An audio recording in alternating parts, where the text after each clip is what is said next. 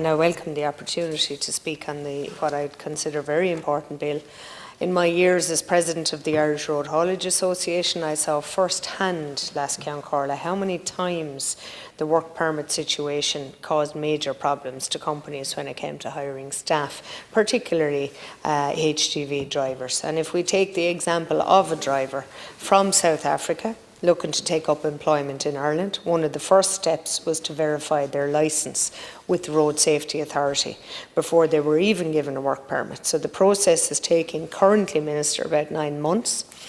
And if a haulage company recruits a driver who wants to come to work in Ireland and contribute to keeping the Irish economy moving smoothly, by the time the haulage company can actually give the go-ahead, that driver, be it he or she, 9 months later will have found work somewhere else in a country that doesn't have the same cumbersome system that we do. And I'm not sure if this bill will help that situation in any way, but you are aware, Minister, of it now, and I've written to you. I know I received a response only today, but the response I also wrote to the Department of Transport. I wouldn't be happy at all with the response I received, but we can take that up again. I think it's very important that our systems run smoothly to deal with genuine people. As my colleague Kenny said, that the purpose is that they're coming here to work, to contribute positively to our economy and support their families while supporting our economy and our businesses. But the problem, it exists in abundance in the health service. And every time I have the opportunity to question HSE officials about the lack of services, a common answer in response is to point out the issues in recruitment, both recruitment and retention. So what we need to ask ourselves is, why have we these issues in recruitment, and what steps are we taking to solve those issues? One obvious step is to train enough people here and pay them well enough to actually stay. I mean, we have a ludicrous situation within the HSE where we offer up to €4,000 for immigrant Irish nationals to return home and work in the health service. Why can't we offer the €4,000 to those who are leaving and do an exit interview to ask why they're leaving? Because currently that's not what we do. I have to, everything my colleague said, I can just put down the speech, because everything my colleague said is, I can say the same thing. I could have wrote Deputy Canny's speech.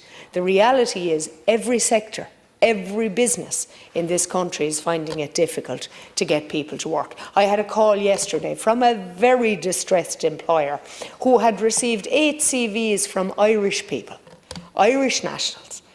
Probably, he felt, given the CVs and the gap in the work depicted in the CV, were probably on some form of social welfare. He arranged 6 interviews, not one turned up. Not one turned up.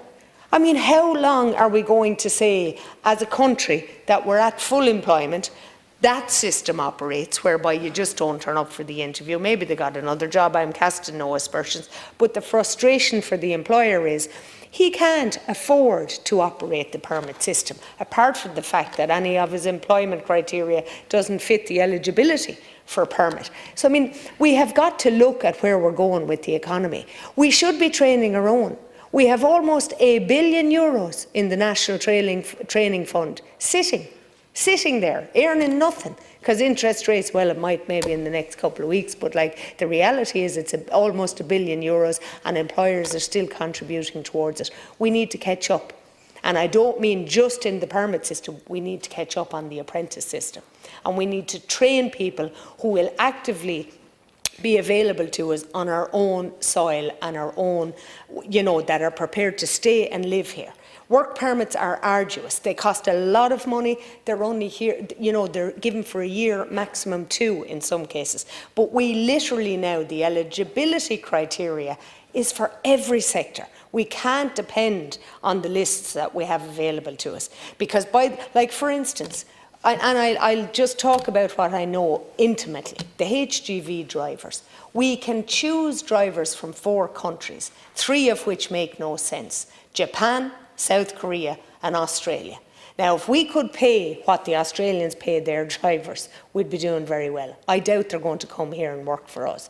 In the same vein, Japan and South Korea, not really the recruitment areas we're looking for. You have been asked in your department to expand out to the Philippines, to expand out to Argentina. Because South Africa, we have been at it for some years now, and that market's almost exhausted. And the reality is that when you look at what we're hearing today from the NCTS in relation to having cars tested for roadworthiness, they're able to bring workers from Spain and the Philippines. So we need to go and we need to market Ireland as the place to come and work. And the other, I suppose, significant factor in attracting people is that we'll have houses for them to live in. So we're really behind on two counts. We're at full employment, but we're doing nothing to further attract employees. We haven't broadened the eligibility criteria. We haven't broadened, the sectors that are eligible to come into the work permit scheme. And equally, we're not building houses for them to live in when they do get here. So I'd be pretty concerned as to how the economy is going to function without a workforce. In the same way, I'm concerned about small, medium enterprises who are sending out, they're receiving CVs, they're sending out appointments and interviews, they're getting nothing back, or they're getting acceptance of the interviews but nobody turns up. How are we policing our own social welfare system? And yet, if we're offering, if we're saying every sector needs employees, the reality is that we've got to work both together. And we certainly, if we're at full employment, we can't wait. We've got to be doing it now. So, all sectors say that the system is too slow. I had a lady, and I wrote to you about this. It was a migrant worker who was here as an asylum seeker. She was based in Offaly. She got a job because of her application delay in processing her application. She got a job in a nursing home in Wexford. She took 2 buses to get to that job, and there was one simple request. The request was that IPAS would find accommodation in Wexford so that she could continue in her employment. No effort, and I mean no effort was made to do that. So not only are we accommodating people in a way that is costing the economy money, we're not prepared to accommodate the businesses who can offer them jobs. And that's the issue. I can't understand how we do not make every effort to allow these people, to avail of our jobs and for us to avail of their employment. It just makes no sense. And I have heard nothing back from you in that regard. And I've wrote to 3 departments. Well, I wrote to 3 and I heard nothing back. It's just not good enough. But it's still not good enough, one way or the other.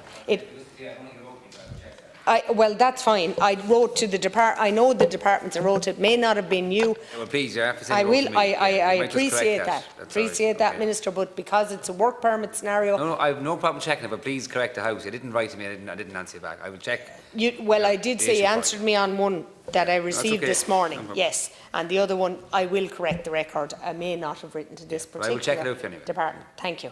But I would just say the situation hasn't changed in whether I wrote to you or not. It's a ridiculous scenario.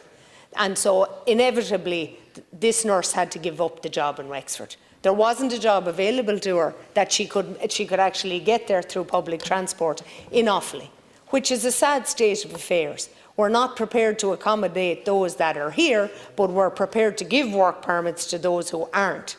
So for me, the system isn't working, and I would ask that we concentrate on making jobs available and permits available and assisting those who are here. Thank you, Councillor Corley.